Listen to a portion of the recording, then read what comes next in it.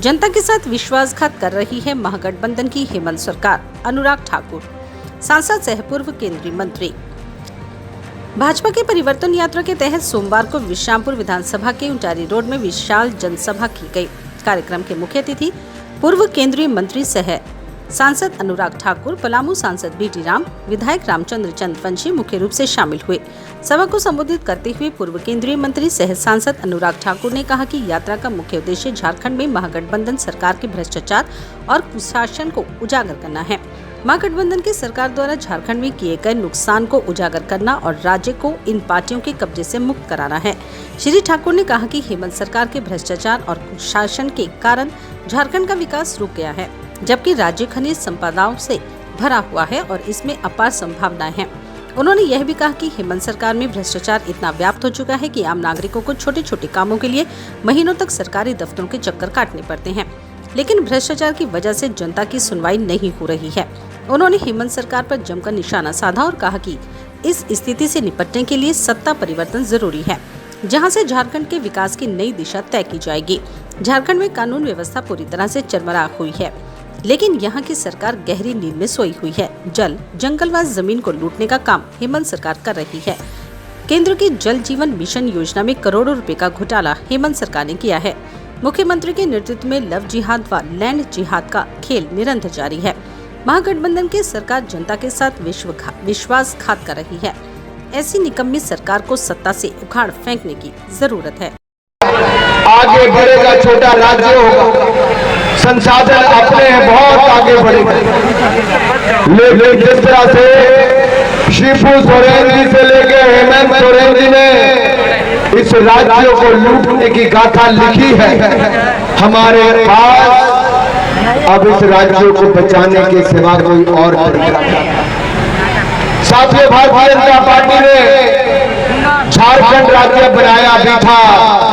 आज झारखंड को इन लुटेरों से बचाने के लिए सड़कों पर उतरे भी हैं और हमारी परिवर्तन यात्रा में आप जुड़े हैं। इसके लिए मैं आपका बहुत बहुत आभार प्रकट करता हूं, धन्यवाद करता हूं।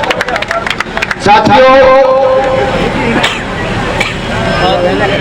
जहां एक बार आदरणीय अटल बिहारी वाजपेयी जी ने संथाली भाषा को 8वीं अनुसूची में जोड़ा और उसी तरह उन्होंने आदिवासी मंत्रालय को बनाया। एक बाद दूसरा निर्णय झारखंड के लोगों के हितों में किया। झारखंड के पिछड़े गांव को प्रधानमंत्री ग्रामीण सड़क योजना से जोड़ने का काम किया। सर्व शिक्षा अभियान के माध्यम से स्कूल देने का काम किया।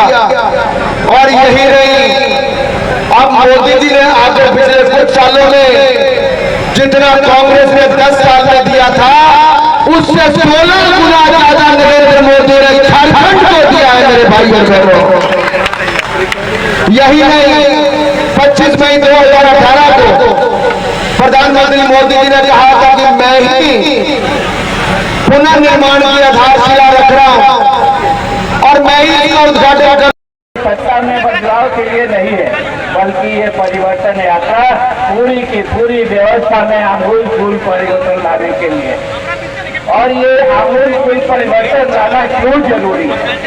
आप सभी ने विगत 5 सालों में अनुभव किया होगा कि ये जो सरकार है, हेमंत सरकार है, ये झूठ के वायदों पर, ये झूठ के पुलिंदों पर आपको दिग्भ्रमित करके सत्ता में आई है।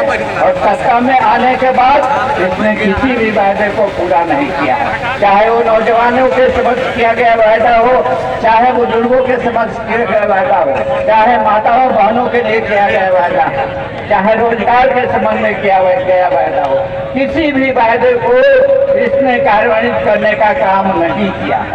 यही अंतर है झारखंड मुक्ति मोर्चा की सरकार में और भारतीय जनता पार्टी की सरकार। भारतीय जनता पार्टी की सरकार जो वायदा करती है उसको अक्षरशः निभाती है, और जो झारखंड मुक्ति मोर्चा की सरकार है, आप देख लीजिए वो वायदा किस लिए करती है, मात्र और मात्र सत्ता में आने के लिए करती है। इसलिए हम सब